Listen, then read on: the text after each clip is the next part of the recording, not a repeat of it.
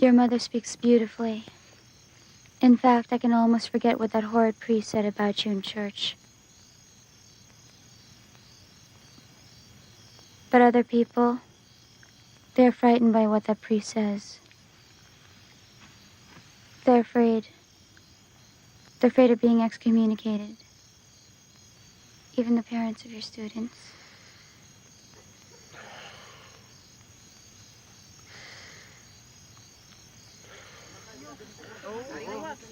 To hear something. Anong ginagawa niyo rito? Ano pong ginagawa namin dito? Ano daw ang ginagawa natin dito? Pasokan na po bukas, maestro. Nandito po kami dahil pasokan na bukas. Hindi ba kayo natatakot sa impyerno? Hindi ho. Hindi ho, maestro. Hindi. Maestro, kayo na rin po nagsabi na ang karunungan ay walang silbi sa isang duwag. Oo nga. Oo nga. Hindi yata kami duwag, maestro. At kayo namang mga magulang? Aba, senyor, isang malaking karangalan para sa amin na maturuan ng aming mga anak na isang pantasta katulad nyo. Hindi ba? Hindi ba?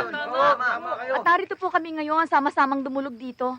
Totoo po yun, senyor. Totoo po yun. Hinahabili namin sa inyong mga kamay ang pag-aaral at edukasyon ng aming mga anak. Hindi ba? Mabuhay si senyor! Mabuhay! Mabuhay!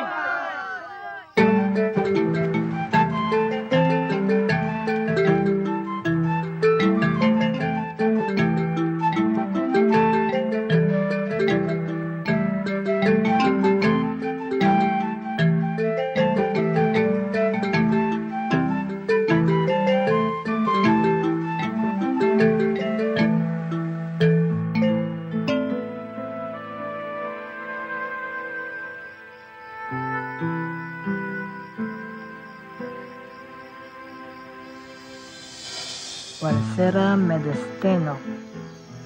Ano ang aking magiging kapalaran? Bien.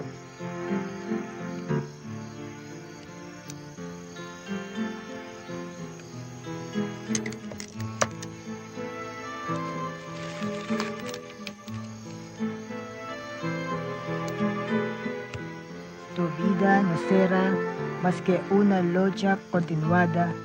Alégrate, pues que en la lucha se perfecciona el hombre. Ang buhay mo ay isang patuloy na pakikibaka.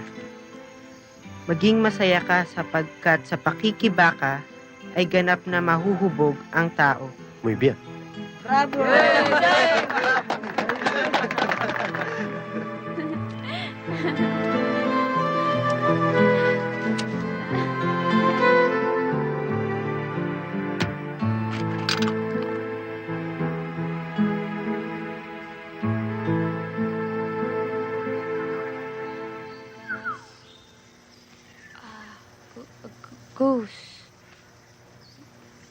Gusto Sige. Gusto mo bang lanzones, hijo? Ayaw niya raw ng langsones. Ang gusto niya raw ay santol. Santo, Joe, pitas ka ng santo, por favor, ahora mismo.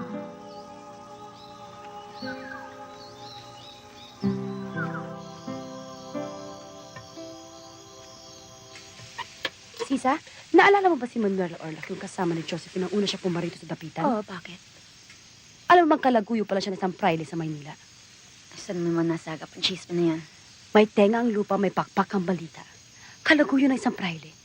Hindi ko lang lubos na maintindihan kung paano yung naging kaibigan ni Josephine. Si Josephine na naman nakikita mo. Hindi lang ako ang buong dapitan. Si Josephine mo ang nakikita. Bakit? Hindi mo naman siya itinatago, hindi ba? Katulad ngayon, pinabayaan mo siya mamalengke sa kabayanan ngayong alam mong kapansin-pansin ang kanyang kondisyon. Maria, minahan ka. Hindi mo malang inisip sasabihin ng ibang tao. Sasabihin ng ibang tao, ang importante ay maayos sa aming pagsasama. Para sa akin, sapat na yun! At palinan sa'yo, kahit kami mga kapatid mo, kahit kami at aming mga anak ay nagiging usap-usapan na sa buong dapitan dahil sa iskandaloso ang pagkasama ninyo. Skandaloso. Skandaloso, Aslo. Iskandaloso para sa marami dahil maganda yung pagsasama. Iskandaloso para sa iba dahil maayos sa aming buhay. Kumpara sa mag-asawa dyan, nakasanga. Pero palagi naman nag-aaway. Saan ba nanggaling ang Josephine na yan? Isang estranghera, isang yagit na nanggaling sa Hong Kong na padpad dito at sinuwerte makasino ng iho de buwan ng pamilya. Maria, ba't kanyang ka magsalita? Ekstranghera man si Josephine, mabait siya. Mabait, malalahanin at masunurin. Ang ginagawa niya sa aking pag-alaga, ang ginagawa niya pagsunod sa akin, hindi ang magagawa niya sa Pilipina! Masunurin, hindi ba yan ang gusto mo, Pepe? Isang taong hindi makikipag-away sa'yo. Maria, ano ka ba?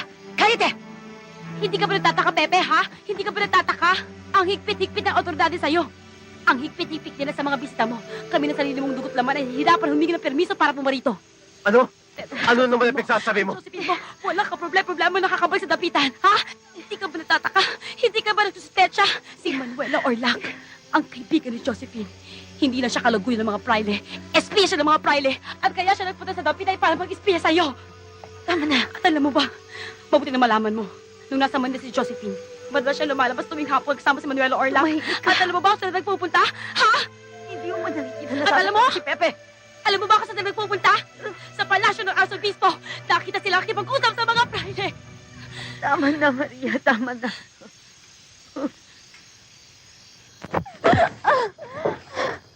You're hurting me. Tell me the truth. Joe, you're hurting me. Who are you really? What are you doing here? Joe, listen to me. Listen to me. Confess! Friar sent you! You are a spy! You're here to deceive me and betray me! Joe. Joe. Listen to me. Please let me explain. Don't you see? I did this all for you. I went to the Archbishop's palace. That's why I spoke with the friars. I pleaded with them. I asked them to pardon you. You lied to me. Liar! Joe, I said forgive him. I said, please let him leave and his exile. I pleaded and I pleaded. Joe, is that his... Tama na! Tigilan mo na ako! Joe. Joe, I love you, Joe. I love you, Joe. Please don't leave me. Please don't leave me.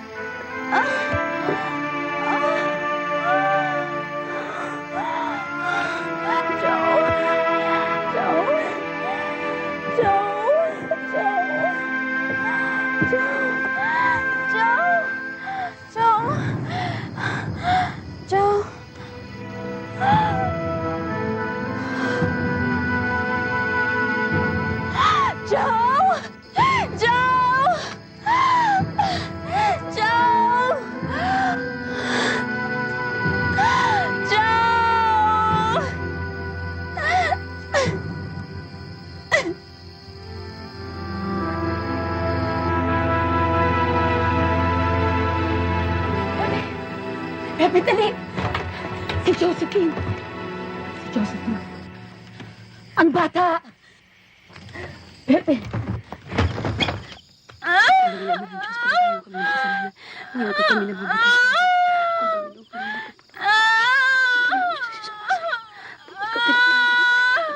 Anak mo si Jesus. Santa Maria ng Diyos, panalangin mo kami ng kasalanan. Ngayon ko pa rin yung mga mamamatay siya nawa.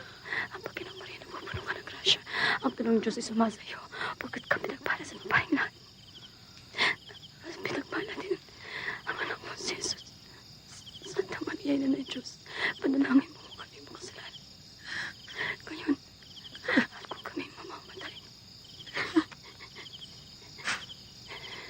siya nawa.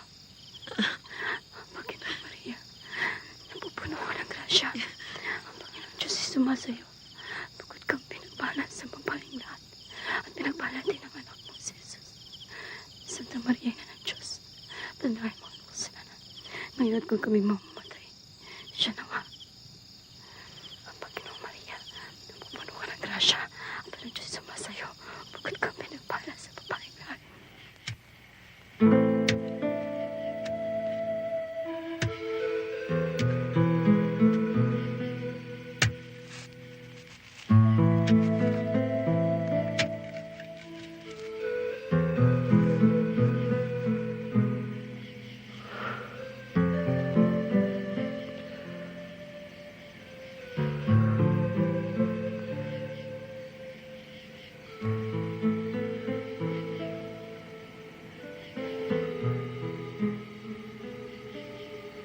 Ibinibigay ko sa iyo ang pangalan ng aking ama.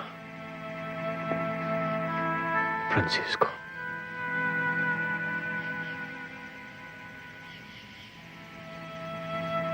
Paalam, anak.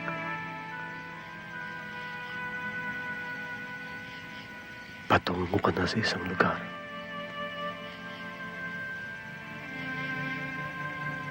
Na walang mga mapang-api.